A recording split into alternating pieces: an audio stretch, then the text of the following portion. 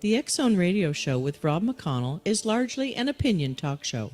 All opinions, comments, or statements of fact expressed by Rob McConnell's guests are strictly their own and are not to be construed as those of the X Zone Radio Show or endorsed in any manner by Rob McConnell, rel-mar McConnell Media Company, the X Zone Broadcast Network, its affiliated networks, stations, employees, or advertisers.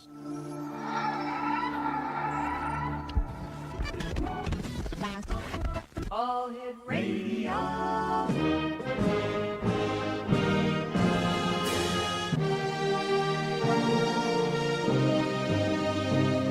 Welcome to the X Zone, a place where fact is fiction and fiction is reality. Now, here's your host, Rob McConnell.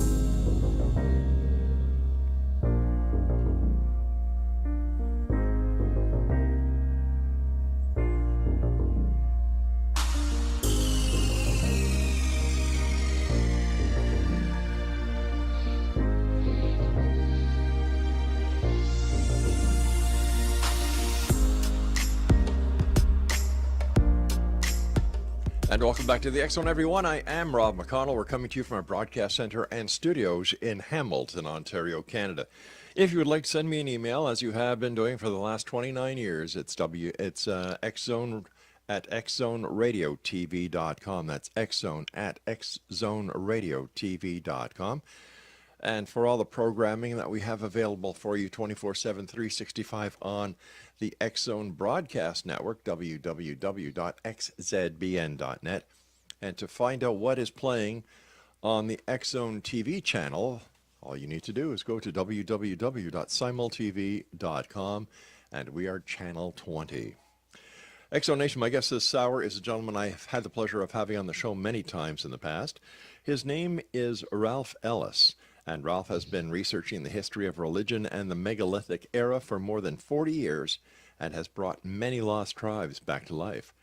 His 8 books on revisionary theology claim to have rediscovered and identified all of the Old and New Testament events and characters within real history, with most of that history being in past Egypt, however. Ralph's first book explored the hinges of Britain and pyramids of Egypt and came to some equally unique and compelling conclusion. Now, Ralph claims that the megalithic monuments encode astronomical and cartographical information within their designs, which not only demonstrate the ancients had a great deal of technical knowledge, but also provides us with a megalithic maps of Earth. However, the precise meaning and importance of those ancient maps is still unknown. For all the information that you will ever need on this very interesting and fascinating man, his website is edfu-books.uk. And Ralph, welcome back to the X Zone. Thanks very much for having me on again, Rob. Very nice to be here. It's always a pleasure having you on. You are a very interesting person.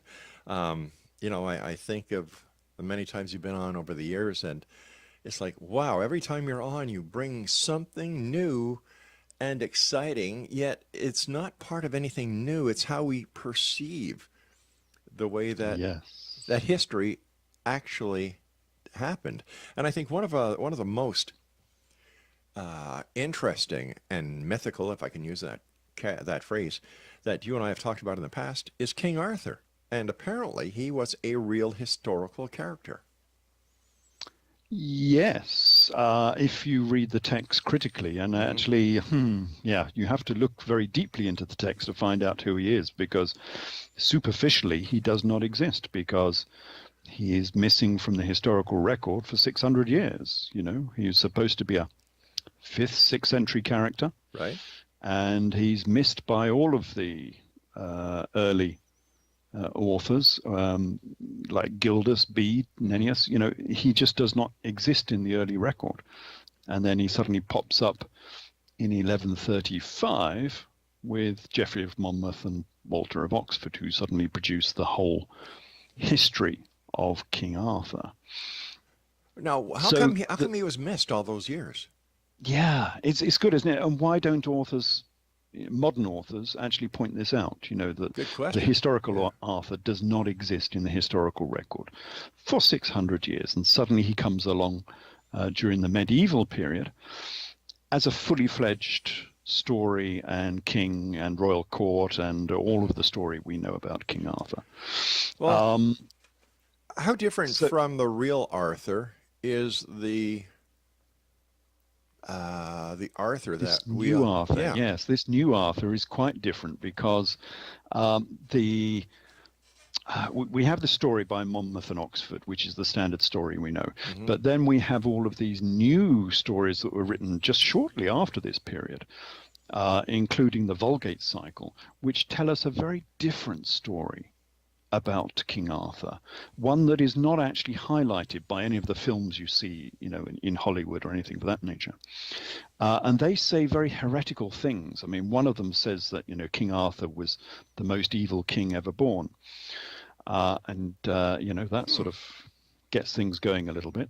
And then we have several of these manuscripts, mostly within the Vulgate cycle, but also within High History. And Vulgate cycle is this enormous great corpus of Arthurian history, about 3,500 pages worth in modern close typing. And that seems to say that the history was written by Josephus Flavius. Now that's a problem, because Josephus Flavius was a first century historian who wrote the whole history of Judea and the Near East. He is the companion, as it were, to the biblical story. He writes the same story as the biblical Gospels. Now that's a problem, and people have looked at this, and venerable historians like William Neitz, who's the father of Arthurian research, really, back in the 19th century, said that, this is obviously a mistake, because Josephus Flavius cannot be writing about King Arthur, who's supposed to live in the 5th or 6th century. So we have this huge conundrums within this story that we think we know. And the other big conundrum we have is it's not a British story. It's not? No, it's quite funny. And again, this is not highlighted in any of the histories that you will normally read. The history we have from Monmouth and Oxford, that actually came out of northern France. It came out of Normandy. And it was translated into Welsh later, but it was written in Breton, and it was translated into Latin, and then translated into Welsh much later. The other stories that come out are from Italy, from Greece, from Germany, from Holland, from Scandinavia. They come from all over Europe, these stories of their Arthur, sometimes reworked into local history, but he's definitely a King Arthur person. So we have things like Roman and Fergus, which is the Scottish version. We have Florent and Floret, who's the Italian version. He's buried in Mount Etna somewhere, apparently. So this is not really a British story. The first sculpture we have of King Arthur is on the doors of Modena Cathedral in Italy, and that's from the 12th century.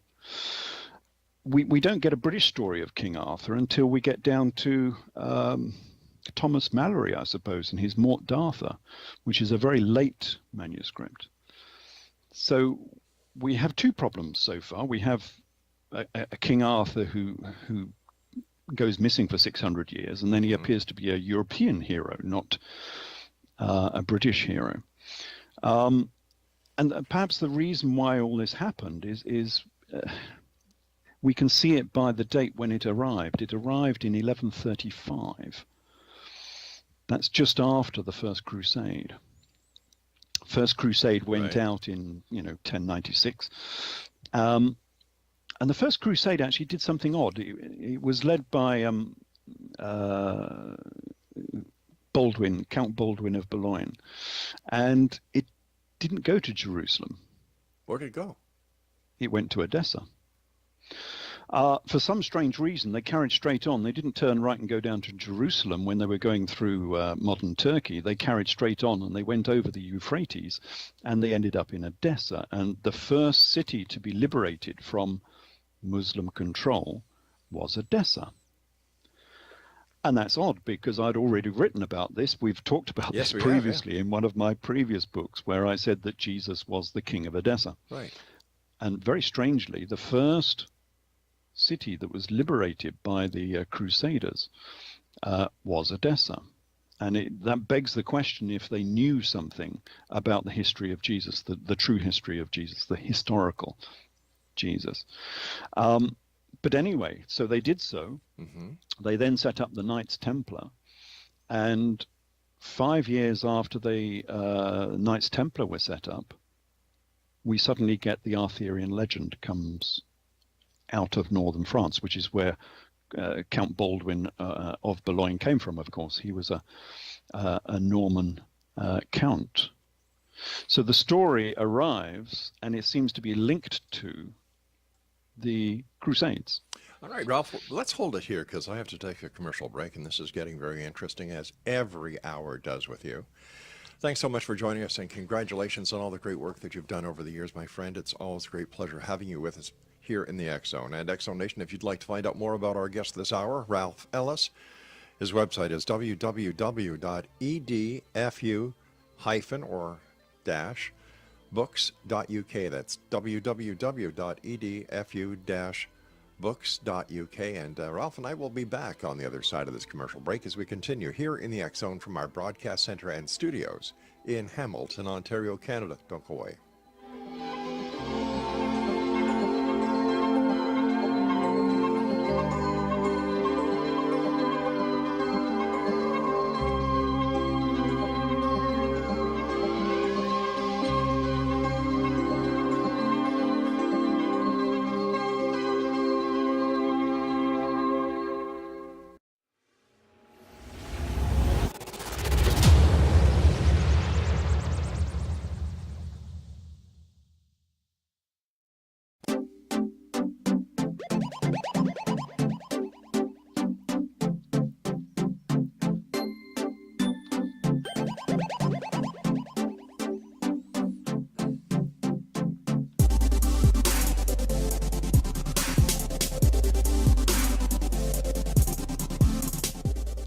And welcome back. Ralph Ellis is our special guest of this hour, www.edfu-books.uk.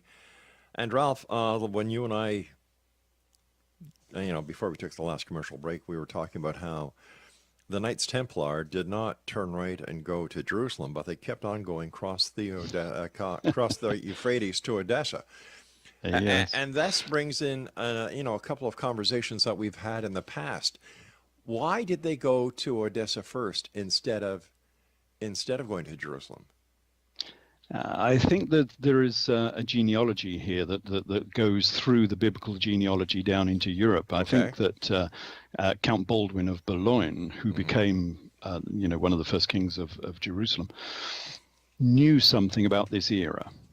But of course, this region had been beyond the reach of any Western Christian for hundreds of years, ever since the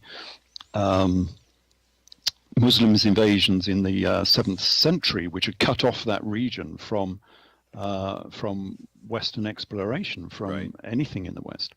And so nobody in the West knew what might be there in the East if they actually went there. And the Crusades gave them the first opportunity to go and have a look. So I think they had some ancient history that told them that there was something special in that region because, as I said before, my research said that Jesus was a king of Edessa.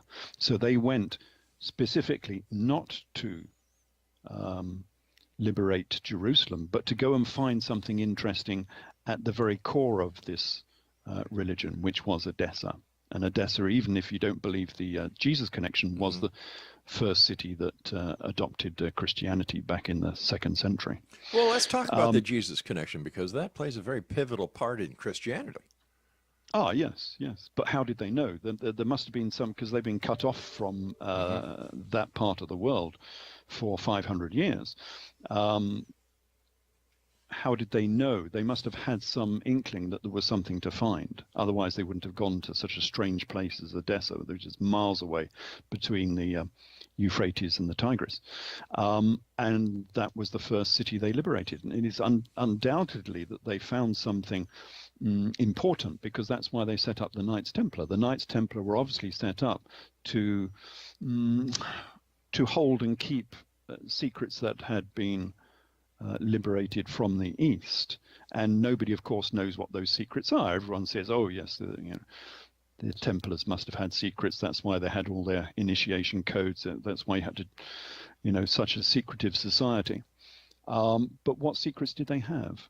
Well, if they'd been to Odessa and they had found the history of the kings of Odessa, and they had linked that history of the kings of Odessa to the biblical story, as I have done, and found that Jesus was a king of Odessa, a secular, normal king of Odessa, that would have been very explosive information, because it contradicts a lot of what is said in the gospel story. It makes Jesus into a real warrior monarch who had this small principality in northern Syria, which eventually took over pretty much most of Syria, all the way down through Palmyra, and then his son, who was called King Ezus, became the king of Judea.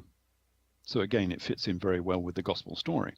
But however, that would be very heretical to the Catholic Church to have, Jesus as a secular king ruling over Odessa. Who has a slightly different history to how the gospel story portrays it. The gospel story is the same story, but covered in fairy dust, basically. Do you think that is the reason why the Hebrews do not include the New Testament in their belief system? Oh yes, because he was he was fighting against the Jews. This particular king, King Ezus. He was trying to become the king of the Jews. He was actually said to be the king of the Jews. That was his formal title within the Gospels. But of course, initially he was just the king of the Nazarene Jews, which was a small sect of Judaism, and they were trying to take over the whole of Judea and the whole of Judaism, so he could become the king of the whole of Judea. And this was also linked into the Jewish revolt, so they were actually trying to not take over Syria and Judea, but they wanted him to become the emperor of Rome as well. So this was a huge tumultuous era within Roman Empire, where these Eastern monarchs tried to take over the Roman Empire and become the new emperors to control the whole of the known world, as it were. But they failed. And the Romans won, of course, and Judea was destroyed, Jerusalem was destroyed, and the kingdom of Edessa shrunk all the way back to Edessa. And it wasn't actually destroyed at that point. Palmyra was destroyed, but Edessa was not. But the whole of that monarchy shrunk back to Edessa, and they ruled for another 200 years or so. But then they became cut off from the Eastern Roman Empire through the Council of Chalcedon, which split the Christian church, basically. And so they ended up on the eastern side of the division of the Council of Chalcedon. And then they ended up on the eastern side of the division caused by Islam, when Islam steamrolled through the region. And so Edessa was completely cut off from Western civilization, from the Western Roman Byzantine Empire. And so nobody knew what secrets were held within Edessa, and I think there were a lot of secrets held in Edessa, and the Arthurian story was one of those secrets, which is why you get these very, very strange Arthurian texts, like Parsifal, the one written by Wolfram von Eschenbach. I mean, it's a well-known Arthurian manuscript, and yet it starts its story, because this is the story of King Arthur. So where does it start its story? It starts his story in Mesopotamia, where the father of Percival, who's one of the big heroes of Arthurian legend, was a knight and then a king of Mesopotamia, he was a knight of King Barus, who I equate with the Edessan king, who was King Agbarus. He has the same name. So we have these very strange manuscripts which don't exactly conform to what we think of, normal Arthurian legend. Most of the story within the Vulgate cycle, this huge great corpus of Arthurian legend, is about Joseph of Arimathea. Well, wasn't he, according to from what I remember talking to you in the past about, wasn't he the person who went to the Romans and had them take the body of Jesus Christ down and put in his into his according to crypt? the Gospels, Right. yes, of course. But according to Arthurian legend, Joseph of Arimathea was working for the Romans. He was the one who sold out Jesus to the Romans. And not Judas. Yeah, completely the opposite. Wow. Judas was innocent. He was he was framed. Yeah, Arthurian legend. I mean, this is hugely heretical. I'm surprised they got away with it, actually.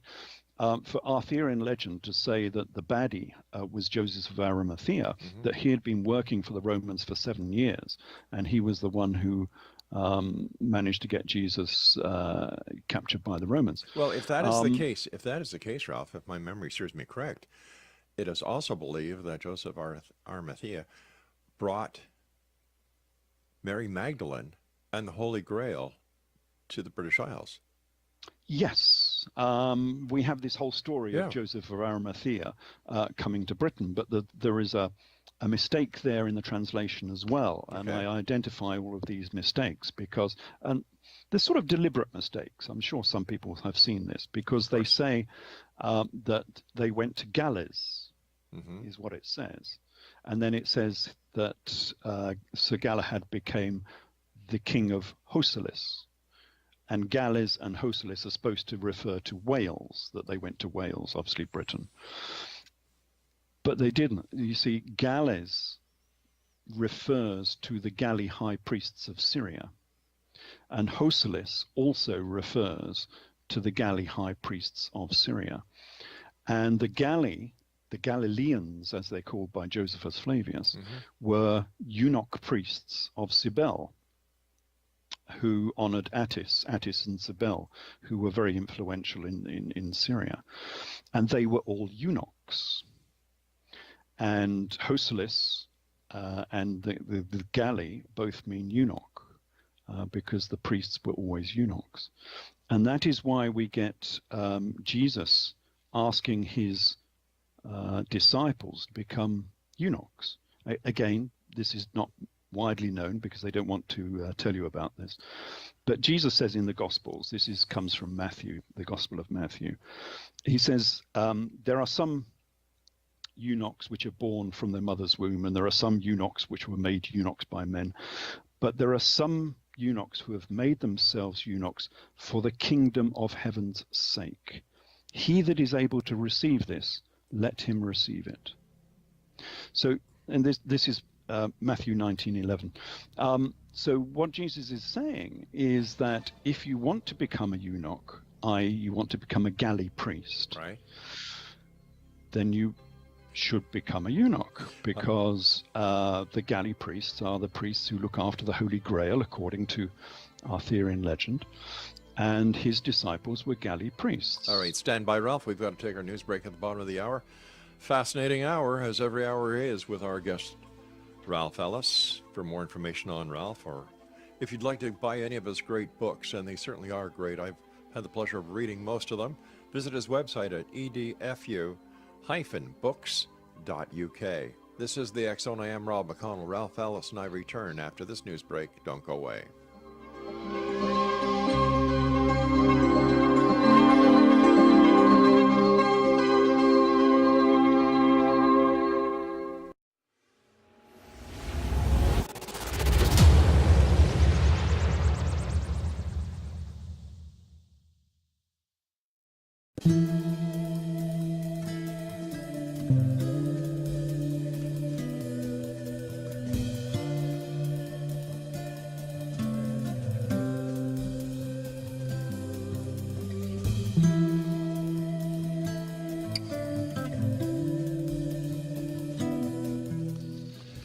Welcome back, Exo Nation.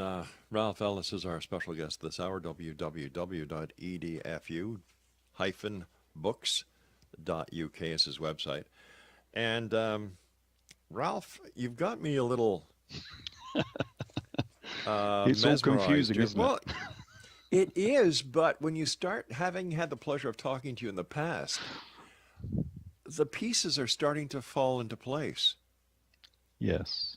And and I agree with you. This certainly would get those believers to shake their head and go after you and say no, you're wrong. But it makes sense. But let me ask you this then: the Holy Land, is the Holy Land Israel, or is the Holy Land actually Syria?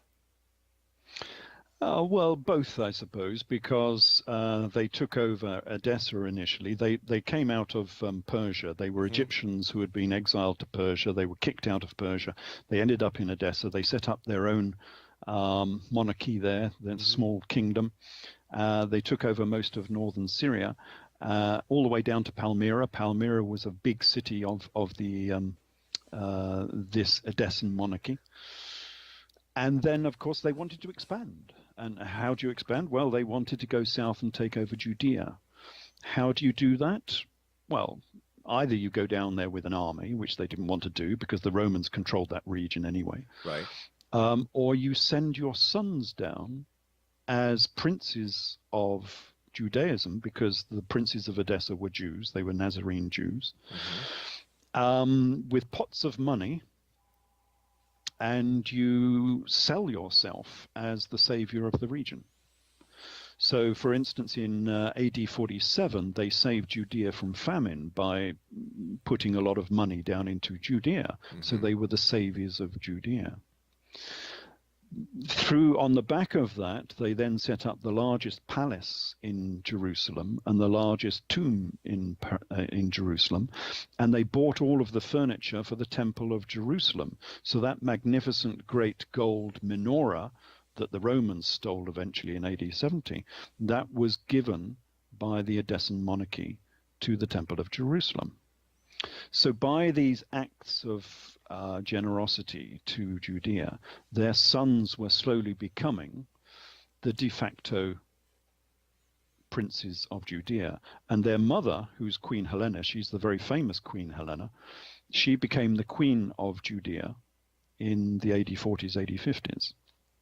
Again, that's not really highlighted very much because they don't want you to know that Judea was run by a queen in that era. But that's what she was, and therefore they had now effectively almost taken over the whole of Syria and the whole of Judea. They controlled the whole of the east of the Roman Empire. And of course, once you start doing that, then you start rubbing shoulders with the Romans, and the Romans were not exactly entirely happy about this. So what the Romans started doing is they started taxing them. But they had been promised by Emperor Augustus way back in AD 10 or something that they would have the lands of Edessa tax-free, because what the Romans wanted was a buffer state between Rome and Parthia, their great enemy of Parthia, which is, Mesopotamia. They wanted a buffer state in between the two, so they said, okay, you protect that borderland and you can be tax-free.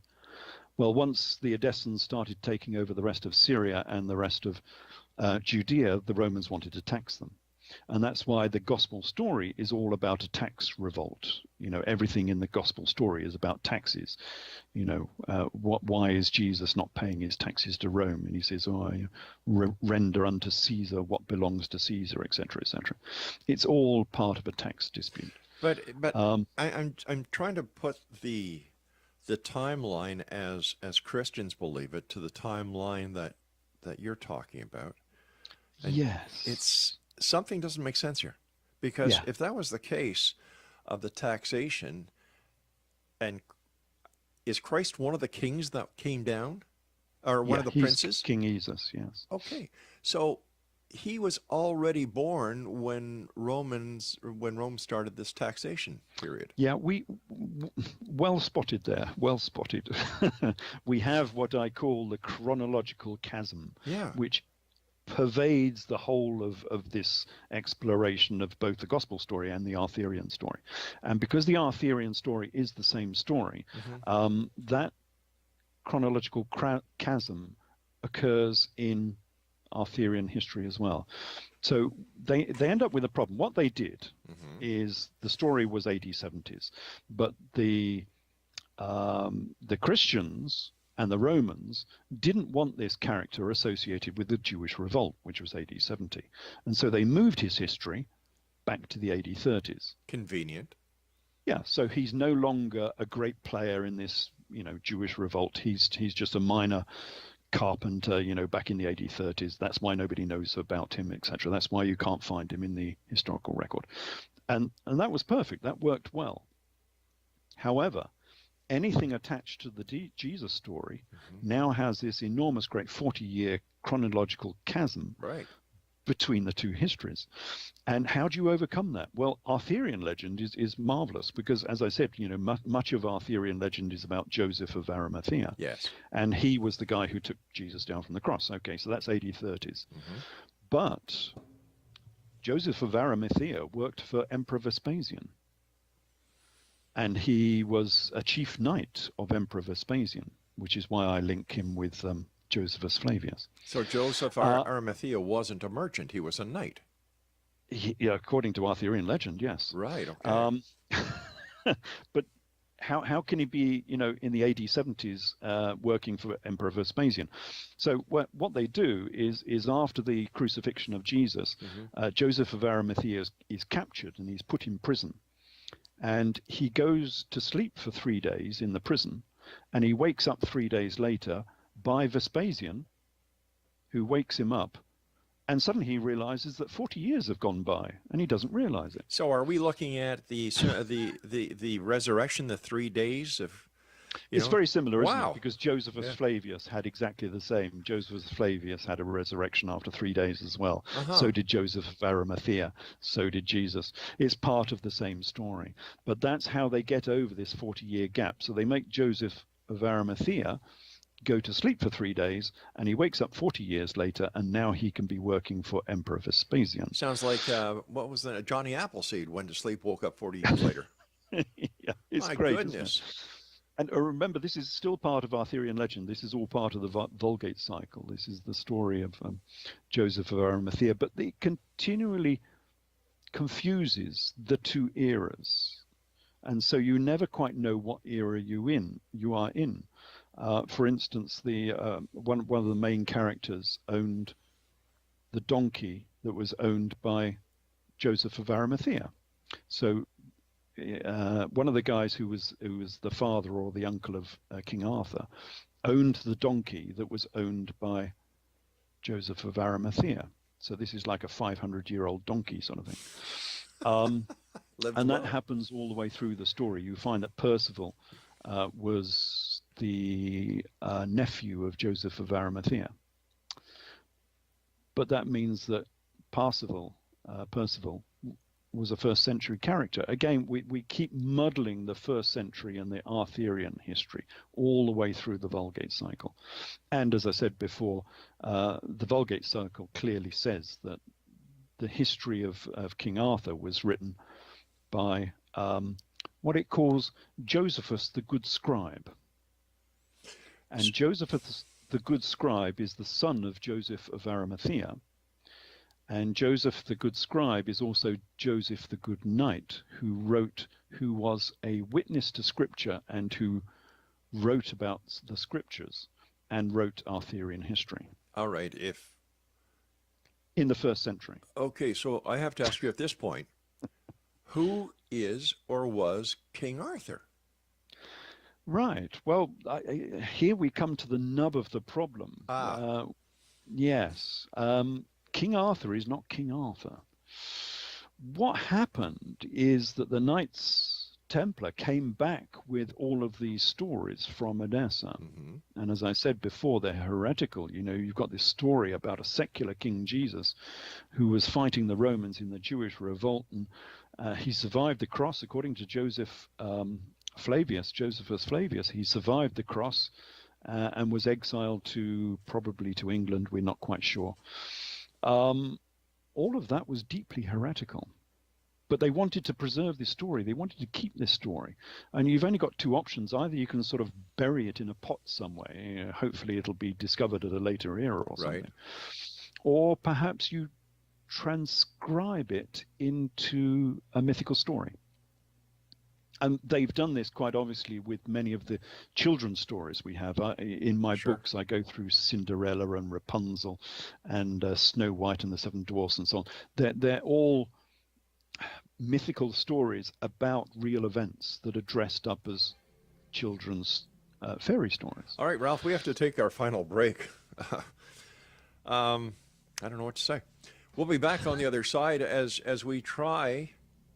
No, let me rephrase that. We'll be back on the other side when we reveal the identity of who King Arthur really is. Ralph Ellis is my special guest, www.edfu-books.uk. And we'll both be back as we wrap up this hour here in the X Zone from our broadcast center and studios in Hamilton, Ontario, Canada. You can get the latest edition of the X Chronicles newspaper online with our compliments at www.xchroniclesnewspaper.com. Don't go away.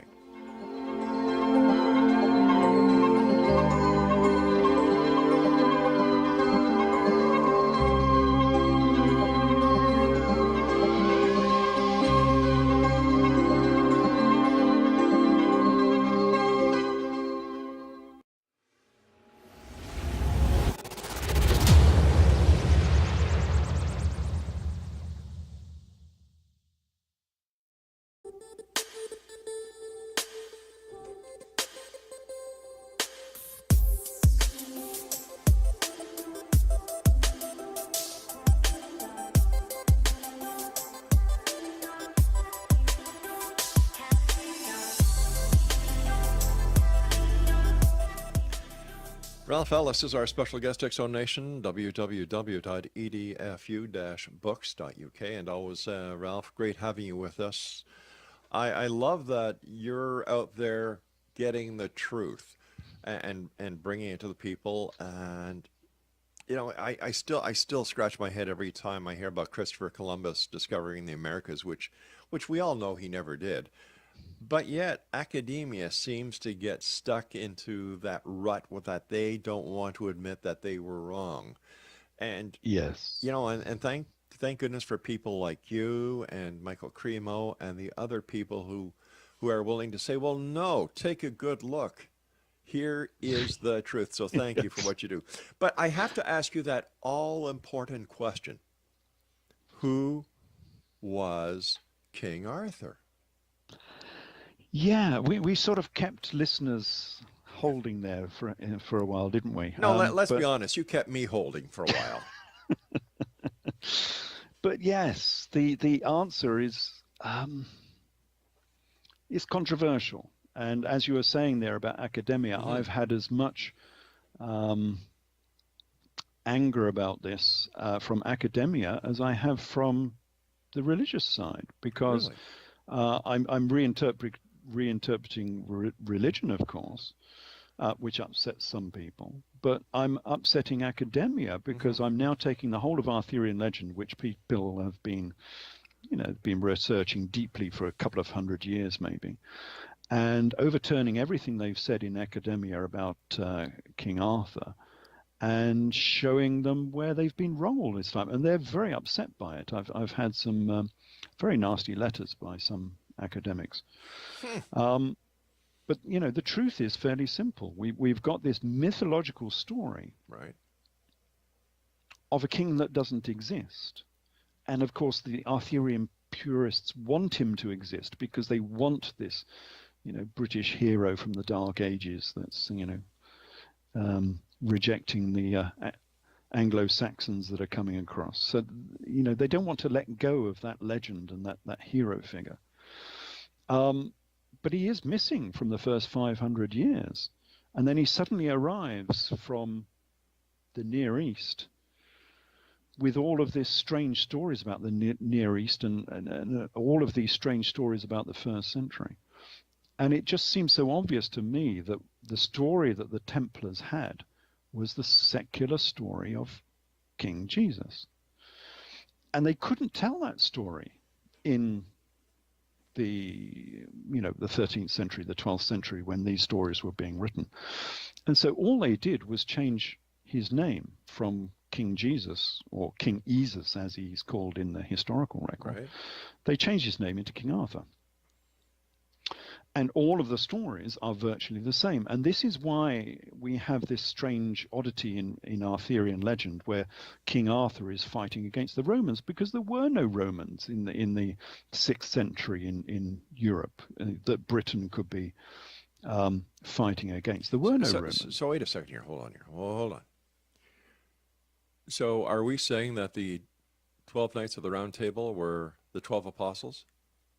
Yes, because within Arthurian legend, again, Right. it's perfectly made perfectly clear in Merlin Grail by Walter de Boron, Right. that the Round Table was a copy of the Last Supper table. Whoa. So the Last Supper table was a round table. Yes. So we have Jesus and the 12 disciples of the Round Table. And yet, when you look at the Last Supper by Da Vinci, it's not a round table. Yes. It's not a round table, but that's not what Arthurian legend says. So we have the Round Table of the Last Supper. Then we have the one made by Joseph of Arimathea, because he always likes to promote himself as being the new Jesus. So anyway, so we have this new table by Joseph of Arimathea. And then we have the Arthurian table of the 12 Knights of the Round Table. So the 12 Knights of the Round Table and the 12 disciples are one and the same. They are the same people. And you can go further than that, because the Round Table is not a table, it's a zodiac. The whole of this history of the Nazarene Church and the Edessan monarchy, it all surrounds the zodiac. The primary thing within Nazarene religion was the zodiac. Okay, so let me ask you, would that mean that Lady Guinevere was Mary Magdalene? Yes. Holy cow. The wise wizard, Merlin, he is God? Simon Simon. Magus, because Simon Magus was a wizard. He is a magician, a magus.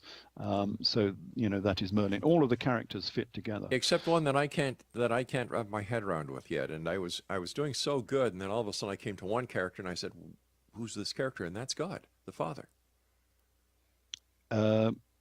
Sorry, God. Yeah. Well, God is whoever you want it to be. Within Nazarene religion, it's Right. an astronomical religion. Gotcha. And so it's based around the zodiac. So that the God within the Nazarene religion is the Aten, the Helios, the sun. And so if you go to the Sea of Galilee, if you go to Tiberias, just south by 4 kilometers, you come across Hamat Tiberia, where we have one of the greatest of the ancient zodiacs. And it was a Nazarene. It was a Jewish zodiac. It's got all of the accoutrements of Judaism on the top of it, including the Temple of Jerusalem. So every early Jewish temple had a zodiac on the floor, and they found about 5 or 6 of these already within Judea and within Jordan. So the central element we know within Judaism, within Nazarene Judaism, was the zodiac. And so the 12 Knights of the Round Table are the 12 constellations of the zodiac. And similarly with the disciples are the 12 constellations of the zodiac. And that is the essence of Arthurian legend. And that's why when you go through the Vulgate cycle, most of the proper names are all Aramaic. So you get these people like some of these academics I've been arguing with, trying to translate everything out of Welsh and not succeeding very well. And of course they're not succeeding, because most of the names are Aramaic. They are Hebrew. And it says that within the Vulgate cycle. It will say, it'll have this magical sword or something, and it says on the sword in the Aramaic language, in the Chaldean it calls it, and it has this inscription in the Chaldean. Let me ask you this now for a second here, pal, because time is going very fast, and I'm scribbling notes down here as fast as I can. if we're looking at the 12 apostles being the 12 knights who are actually the 12 signs of the zodiac, have I got you? Am I correct so far? Yes. Okay. Who wrote the first 4 gospels of the New Testament? Does that mean the entire Bible is nothing but a great big storybook? It's a history book, because if you read it properly, it is real history, but only if you know it's talking about the Jewish revolt. And so the author of the Gospels, well, the author of 2 of them at least, was Josephus Flavius. He is the most copious author known to man, throughout history. Right. And it's been known for many decades, centuries, that the Gospel of Luke and Acts of the Apostles have the fingerprints of Josephus Flavius all over them. My goodness. And now we have this Arthurian legend, where Arthurian legend is itself saying that Arthurian legend was written by Josephus the good scribe, who is Josephus Flavius. So now he's writing the Gospels, and he's writing the same story, because Arthurian legend is the same story, about a secular king who's called King Arthur, who is King Jesus. So he's writing the same story, but one is a sort of spiritual story written for a particular audience, and then the second story is a secular story written for another audience, written for the Edessans, basically. Is it possible that was not discovered for another 1,000 years? Is it possible that this is the secret that the Knights Templar apparently had? Undoubtedly. And one more question: what about the Holy Grail? Where does that fit Grail. in? Oh, we could go on for 2 hours. I know about we the Holy can, Grail. and time is nearly up. You do this to me all the time. Yes.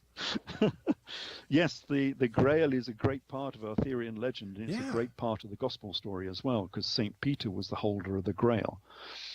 Because Peter is not his name was Simon. But he got the title Peter Kephas, which means stone. He was the holder of the sacred stone. And the sacred stone is the Holy Grail. But we will need another hour to go through the whole of the Holy Grail. How can we wrap this up in about 35 seconds?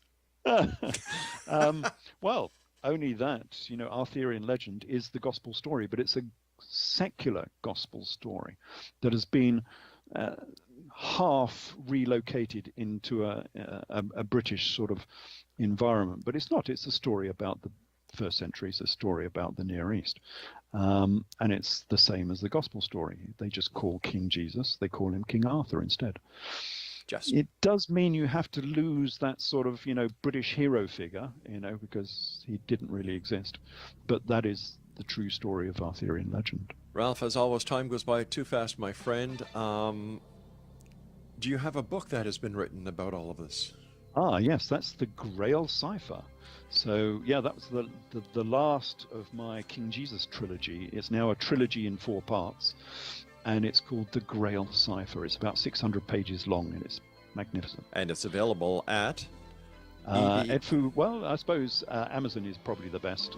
And on the website, I suppose, if you look there, it's edfu-books.com. Ralph, take care of yourself. I've got to rush, but you'll be back shortly, and we'll continue this exciting conversation with our guest, the one and only Ralph Ellis, here on the X Zone. Don't go away.